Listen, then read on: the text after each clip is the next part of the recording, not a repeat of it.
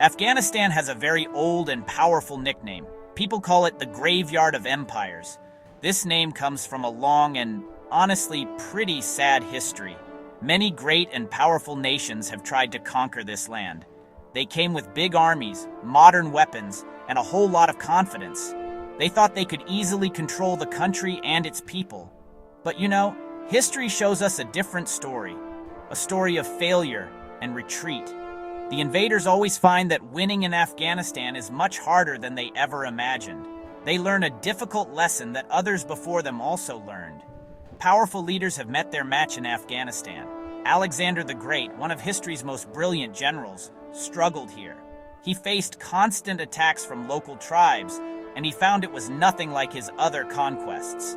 Later on, the mighty British Empire tried to control Afghanistan in the 19th century. They sent their best soldiers and spent a lot of money. They suffered terrible defeats, including the famous retreat from Kabul in 1842, where an entire army was lost. These events were a shock to the empire, showing that its power had limits in this difficult land. In the 20th century, the Soviet Union made the same mistake. They invaded Afghanistan in 1979 with a massive modern army. They thought they would secure the country quickly. Instead, they were pulled into a brutal war that lasted for 10 long years. The war drained their resources, cost many lives, and weakened their empire. It became their own Vietnam. Finally, they too had to leave, defeated and exhausted. The story was repeating itself once again, proving the country's reputation. More recently, the United States and its allies entered Afghanistan after 2001. They had the most advanced technology and the strongest military in the world. They quickly removed the Taliban from power and captured the capital, Kabul. For a while, it looked like they might succeed where others had failed. But the war did not end. It continued for 20 years, becoming the longest war in American history. In the end, they also withdrew, leaving the country in a situation similar to when they arrived. The graveyard had claimed another victim. One of the biggest reasons Afghanistan is so hard to control is its geography. The country is covered by huge, rugged mountains. The Hindu Kush mountain range is like a giant spine running through the land. These mountains have very high peaks and deep, narrow valleys. There are few good roads. For a modern army with heavy tanks and trucks, this is a nightmare. It is very difficult to move soldiers and supplies. Armies become slow and predictable. They are forced to use the same few roads and passes, making them easy targets for attack. These mountains are a natural fortress for the Afghan people. While invaders struggle to move, local fighters know the land perfectly. They can travel quickly through hidden paths and secret trails that do not appear on any map. They can climb steep mountainsides and disappear into caves.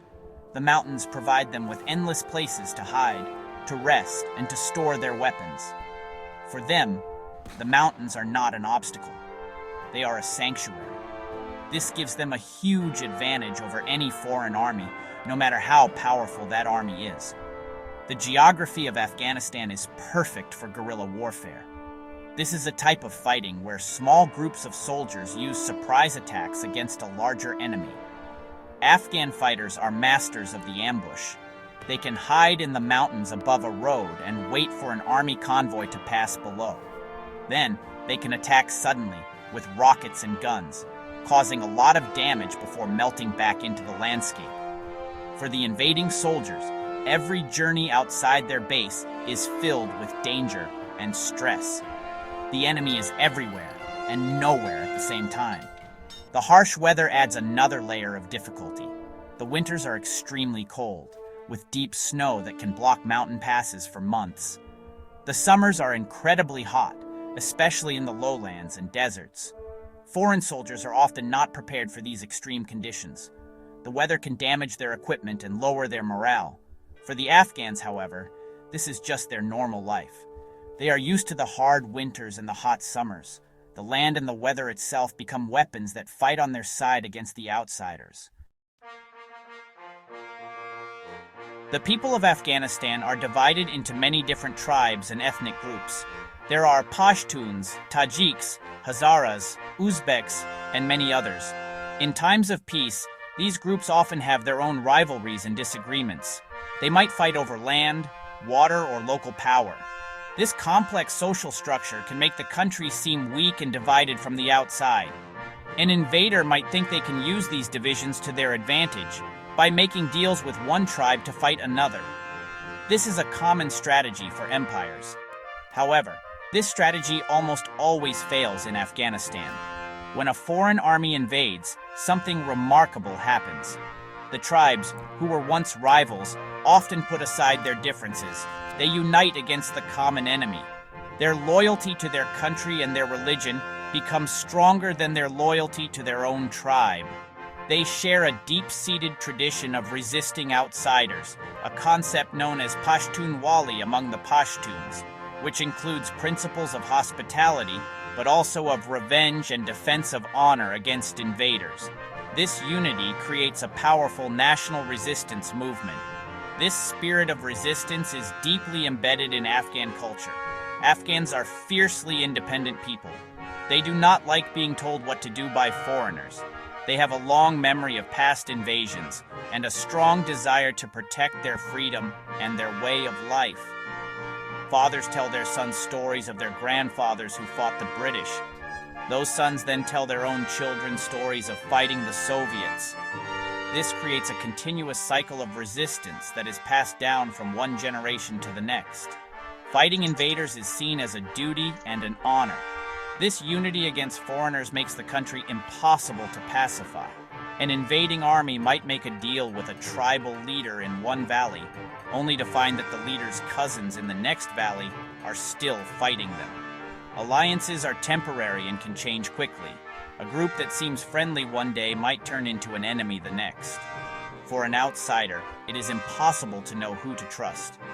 This constant uncertainty wears down the invading force. They can never feel safe, and they can never truly control the population. The people's will to resist is their greatest weapon. Invading armies often make a critical mistake. They believe that capturing the capital city, Kabul, means they have won the war. At the beginning of an invasion, it often seems easy. The foreign army, with its superior technology, can quickly defeat the Afghan government's forces and take control of Kabul and other major cities. The flag of the invader is raised, a new friendly government is installed, and victory is declared. The leaders back home tell their people that the mission was a success. But this is only an illusion of victory. Afghanistan is not a centralized country where the capital controls everything. Power in Afghanistan is local. It is held by tribal leaders, village elders, and regional warlords in hundreds of different valleys and districts across the country. Controlling Kabul does not mean you control the mountains of Paktia or the deserts of Helmand. The real Afghanistan exists far from the city, in the countless villages where most of the people live. The war is not won in the capital. It is lost in the countryside. The long, slow war in the countryside is what drains the strength of empires. The initial quick victory in the cities is followed by years of frustrating guerrilla warfare. The invading army has to build expensive bases all over the country to try and protect the population. The soldiers go on patrols, but the enemy is hard to find. The costs of the war keep rising. Billions of dollars are spent every year on soldiers, equipment, and aid projects that often fail. Back home, the public grows tired of a war that never seems to end. This is how the graveyard works. It is a slow and painful process. The empire does not lose in one big battle. It is slowly bled dry over many years, or even decades. The financial cost becomes too high. The number of dead and wounded soldiers becomes politically unacceptable. The morale of the troops and the public collapses. Eventually, the political leaders who started the war are replaced by new leaders who promise to end it. History keeps repeating itself because every invader forgets the lessons of the past. They see the initial easy victory and believe they are different. But the mountains, the people, and the nature of the country itself Ensure that the final result is always the same: retreat.